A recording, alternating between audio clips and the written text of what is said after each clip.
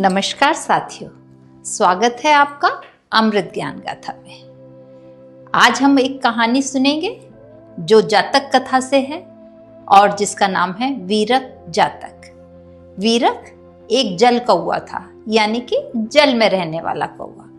एक समय आकाश में उड़ने वाला कौवा और कौवी वहां आकर रहने लगे। दोनों में दोस्ती भी हो गई। अब उसके बाद क्या हुआ, यही जानेंगे हम आज की कहानी में। बहुत समय पहले की बात है। काशी देश में अकाल पड़ा। वहां रहने वाले मनुष्य, पशु, पक्षी सभी भोजन के अभाव में परेशान हो गए। ऐसे में एक कौवा जिसका नाम सबिट्ठ था और उसकी कौवी वहां से दूसरे देश को प्रस्थान किए। वे एक तालाब के किनारे जाकर रहने लगे। उस तालाब में एक जल कौवा रहता था जिसका नाम वीरक था। वो मछलियां पकड़कर खाता था और जब उसका पेट भर जाता था तो बाहर निकलकर शरीर को सुखाता था। सबिट्ठ कौवे ने सोचा, यदि मैं इस जल कौवे की सहायता करूं तो ये भी मुझे बदले में मछलियां आदि खाने को दे सकता है। इस प्रकार मेरा भी पेट भरता रहेगा और मेरी कौवी का भी।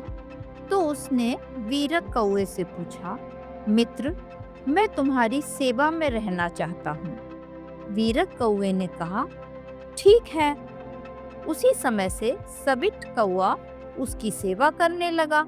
बदले में वीरक कौवा मछलियां पकड़ता और जितनी मछलियां बच जाती उसके पेट भरने के बाद वो सबिट्ठ कौवे को दे देता था। सबिट्ठ कौवा भी पहले स्वयं खा लेता था और जितनी मछलियां बचती वो अपनी कौवी को दे देता था। इस प्रकार उनके दिन आराम से बीत रहे थे। पर थोड़े दिन बाद सबिट्ठ कौवे को लगा, मैं भी काला हूँ, वीरक कौवा भी काला है, मेरे भी दो आँख हैं, इसके भी दो आँख हैं, मेरे भी चोंच है, इसके भी चोंच है, मेरे और इसके पैरों में भी कोई अंतर नहीं है। तो जब ये मछलियां पकड़ सकता है तो मैं क्यों नहीं पकड़ सकता हूँ। तो अब मैं आज से स्वयं अपने लिए मछलियां पकड़ूंगा। और ये सोचकर उसने वीरक कौवे से कहा, मैं स्वयं तालाब में उतरकर मछलियां पकड़ूंगा। वीरक कौवे ने उसको मना किया।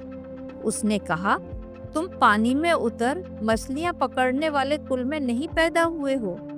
तुम खामखा अभिमान कर रहे हो, ये काम तुम्हारा नहीं है। लेकिन सबिट्ठ कौवे ने उसकी बात नहीं मानी और वो मछली पकड़ने के लिए तालाब में उतर गया। पानी में तो वो चला गया।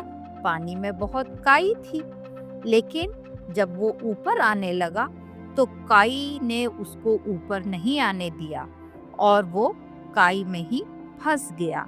उसकी चोंच तो दिख रही थी, पर काई से वो सांस लेने में असमर्थ था और उसकी सांस घुटने के कारण पानी के अंदर ही उसकी मृत्यु हो गई। जब सबिट्ठ कौवा बहुत देर तक नहीं आया, तब उसकी कौवी वीरक कौवे के पास गई और उससे बोली, स्वामी, सबिट्ठ दिखाई नहीं देता, इस समय वह कहाँ है। वीरक कौवे ने अपने बारे में कहते हुए कि मैं जो जल में और जमीन पर दोनों में चलने में समर्थ हूँ, मेरा अनुकरण करते हुए वह पानी में घुसकर काई को छेद कर बाहर निकलने में असमर्थ रहा और उसी में उलझकर पानी के अंदर ही मर गया। मैंने उसे पानी में उतरने से मना किया था, पर वो नहीं माना, जिसका परिणाम उसे भोगना पड़ा। आज की कहानी से हमें क्या शिक्षा मिलती है? आज की कहानी से हमें शिक्षा मिलती है कि प्रत्येक काम प्रत्येक व्यक्ति नहीं कर सकता। जो जिसका काम उसी को साझे, माने जो जिस काम के लिए बना है, यदि वह उस काम को करेगा तभी उसे अच्छी तरीके से कर पाएगा।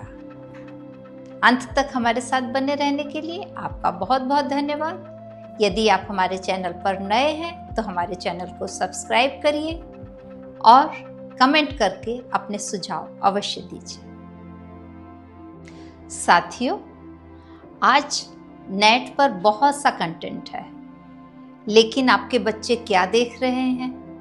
आप यदि अपने बच्चों को कुछ अच्छा दिखाना चाहते हैं तो हमारे चैनल का नाम उनको बताएं या स्वयं सुनकर उनको ये कहानियाँ सुनाएं, क्योंकि हम लाते हैं बुद्ध की कथाएं जातक कथाओं से, जो देती हैं जीवन को एक नया संदेश।